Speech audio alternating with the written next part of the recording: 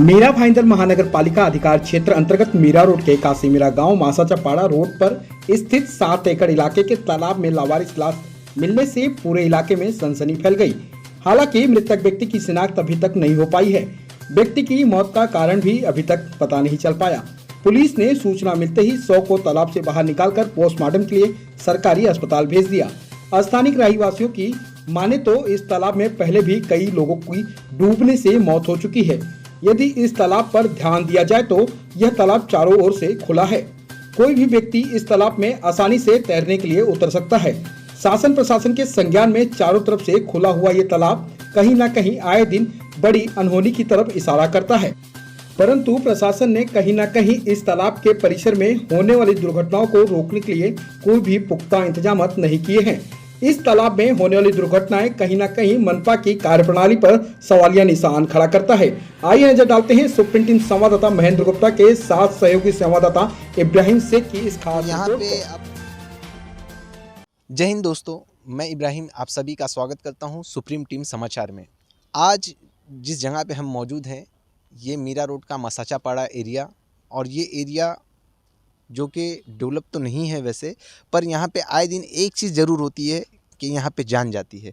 और वो जान जाने की जो वजह है, अगर आप मेरे पीछे देखेंगे तो मैं कहूँगा अपने साथी से कि वो जो थोड़ा मेरे साथ में आकर के ये चीज़ को दिखाएं कि इस जगह पे जो है और उस लोगों की जो जान जाने की सबसे बड़ी जो वजह है वो है ये बाउंड्री।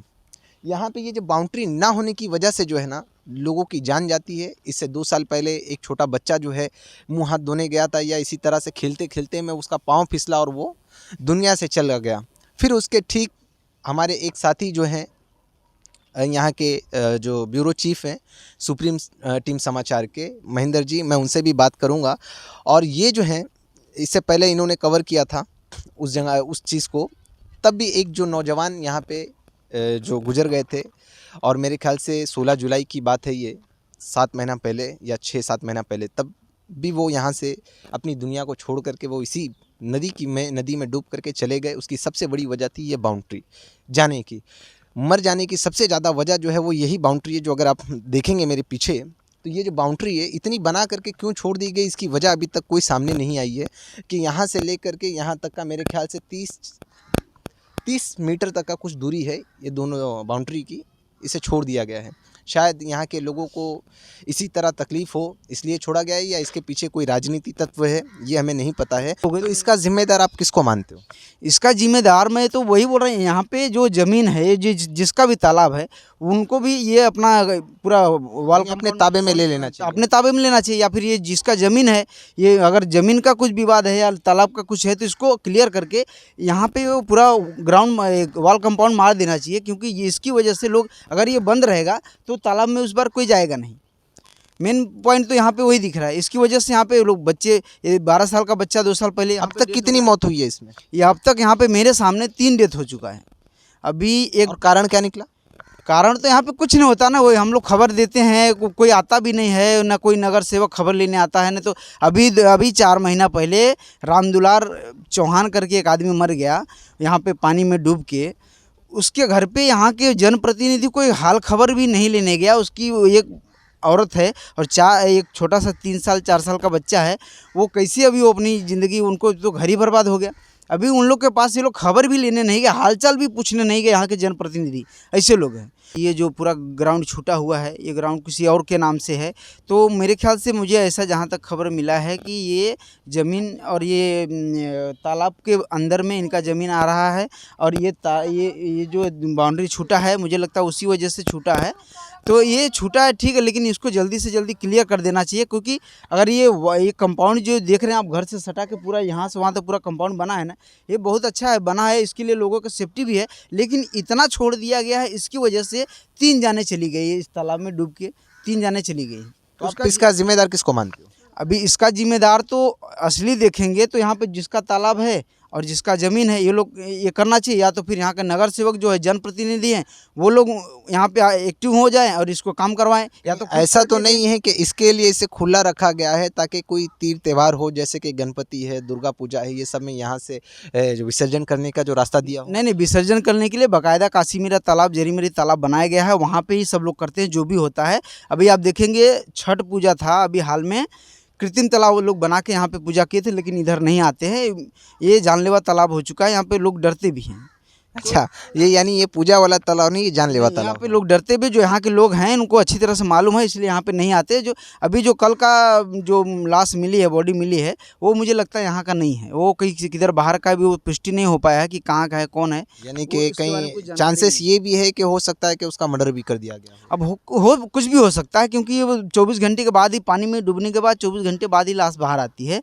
तो वो हो सकता है कि कुछ भी हो सकता है, उसके लिए हम कुछ बोल नहीं सकते। वो पुलिस प्रशासन का काम है, उसको इंक्वायरी करना, देखना उसको कैसा हुआ, क्यों हुआ, वो उनका काम है। वो मैंने सूचित किया था, वो लोग आए थे, अपना लेके गए, एम्बुलेंस आई थी, पुलिस वाले काशीमीरा के भी लोग आए थे, अपना देख के लेके गए। लेकिन सबसे बड़ी समस्या ये है कि ये जल्द से जल्द, मैं यहाँ के जनप्रतिनिधि और यहाँ के तालाब मालिक और ज़मीन मालिक से सबसे मैं रिक्वेस्ट बार बार से करते हैं। जब पहली बार मौत हुआ था उसमें भी मैं यही बात बोला था कि प्लीज़ इसको जल्द से जल्द बंद किया जाए। मैं बार बार रिक्वेस्ट करता था।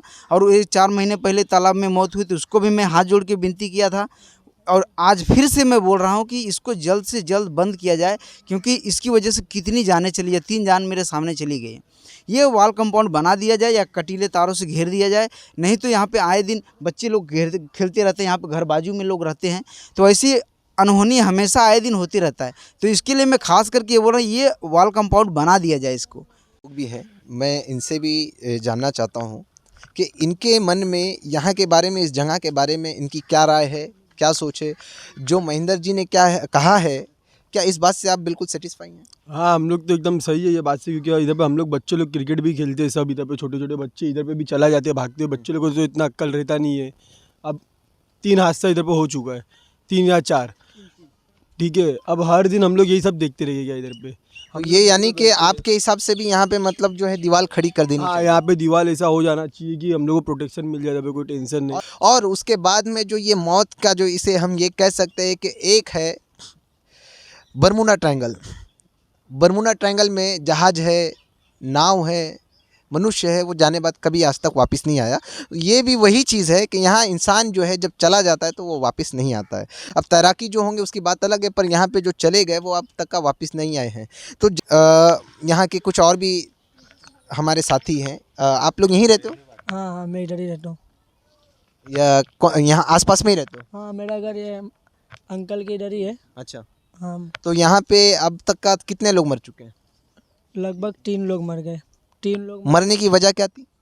वजह यही देखो, अभी आप ही देखो, इतना खुला है, इसको कम से कम प्रोटेक्शन लगाना मांगता यानी सारे जो तीनों के 3 मरे वो यहीं से जाकर के मरे, या कहीं और भी तो रास्ता होगा ना? है। नहीं नहीं, इधर से ही मरे तीनों के। तीनों के 3 यहीं से? चलिए, तीनों यहीं से ही मरे। हाँ, तीनों यहीं से मरे। ओके, ठीक है। तो तीनों के 3 यानी एक बच्चे और 2 जवान। 2 जवान वो जो घर को चला रहे थे, एक बच्चा वो जो घर को चलाने का भविष्य था।